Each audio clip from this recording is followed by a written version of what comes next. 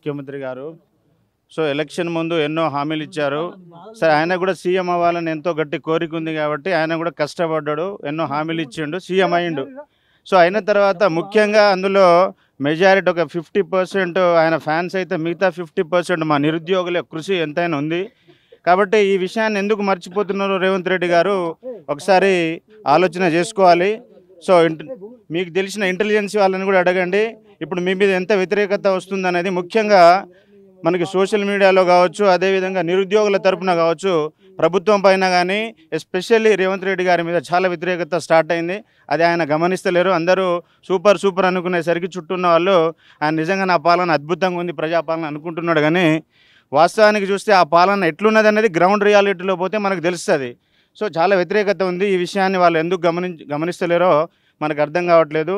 So క్యాలెండర్లు మారుతున్నాయి. ఇప్పుడు 2వ సంవత్సరం కూడా కావస్తుంది. కానీ జాబ్ క్యాలెండరు ఉట్టిగా అది పేపర్కే పర్మిట్ అయింది. కానీ నిజంగా వాస్తవంగా అది అమల్లోకి రావడం అనేది ఇంతవరకు ఒక్క నోటిఫికేషన్ కూడా ఆ జాబ్ క్యాలెండర్ ప్రకారం మనకి ఫిల్ కాలేదు. కాబట్టి తప్పకుండా దీనిపైన చర్య తీసుకోవాలి. చాలామంది నిరుద్యోగులు చాలా విధంగా ఇబ్బంది పడుతున్నారు. మీరు మళ్ళీ 10 సంవత్సరాలు నేనే ఉంటా, 10 సంవత్సరాలు కాంగ్రెస్ ప్రభుత్వం ఉంటుందని అంటున్నారు. ఎట్లుంటుంది?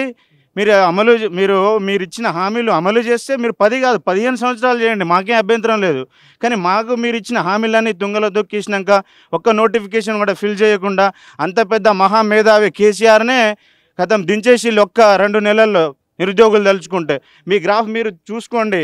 ఎలక్షన్కి 2 నెలల ముందు వరకు ఖచ్చితంగా మళ్ళీ 3వసారి కూడా బీఆర్ఎస్ ప్రభుత్వమే గవర్నమెంట్ ఫామ్ చేస్తుందని ఖరాఖండిగా నేషనల్ మీడియా నుంచి మొదలు పెడితే లోకల్ మీడియా ఛానల్స్ వరకు ప్రతి ఛానల్లో కూడా అదే రిపోర్టు, ఇంటెలిజెన్స్ కూడా అదే చెప్పింది. కానీ ఒక్క 2 నెలలు నిరుద్యోగులందరూ కూడా వాళ్ళ రిలేటివ్లు బీఆర్ఎస్కి సపోర్టర్ ఉన్న వాళ్ళు చెప్పినా కూడా వినకుండా మీరు చెప్తే మాకేంది, మేము ఖచ్చితంగా ఈసారికి కాంగ్రెస్కి వేస్తాం, సో నిరుద్యోగులకి పేపర్ లీకేజ్ అయింది, ఇదైంది అదైంది అని చెప్పేసి ప్రతి నిరుద్యోగి కూడా ఎంత పాసిబుల్ అయితే అంతవరకు ఇన్ఫ్లుయెన్స్ చేయగలిగిండు. ఆయనకు సంబంధించిన వాళ్ళు ఒక 10 నుంచి 20 ఓట్లు, ఒక్కొక్కరు 50, 100 ఓట్లు కూడా కాంగ్రెస్కి వేయగలిగిళ్ళు. సో అలాంటప్పుడు ఈ విషయాన్ని ఎందుకు రేవంత్ రెడ్డి మర్చిపోతున్నాడో మీరు ఒక్కసారి పునశ్చరణ చేసుకోండి. చిత్తశుద్ధితో ఉండి మీరు ఖచ్చితంగా ఈ 2 లక్షల ఉద్యోగాలు, సరే సంవత్సరం అన్నారు, సంవత్సరం కాలే, 2.5 సంవత్సరం, సరే 2 సంవత్సరాలు జరుపుకోవచ్చు. ఇప్పుడు 2వ సంవత్సరం కూడా అయిపోతే ఇప్పుడు 5 సంవత్సరాలలో 2 లక్షలు అంటున్నారు. సో మీతో పోల్చుకుంటే పాత ప్రభుత్వమే దాదాపు 2 లక్షల చిల్లర, ఒక 3 లక్షల వరకు వాళ్ళు ఒక 10 సంవత్సరాలు 9.5 సంవత్సరాల పేరు మీద ఫిల్ చేసేళ్ళు.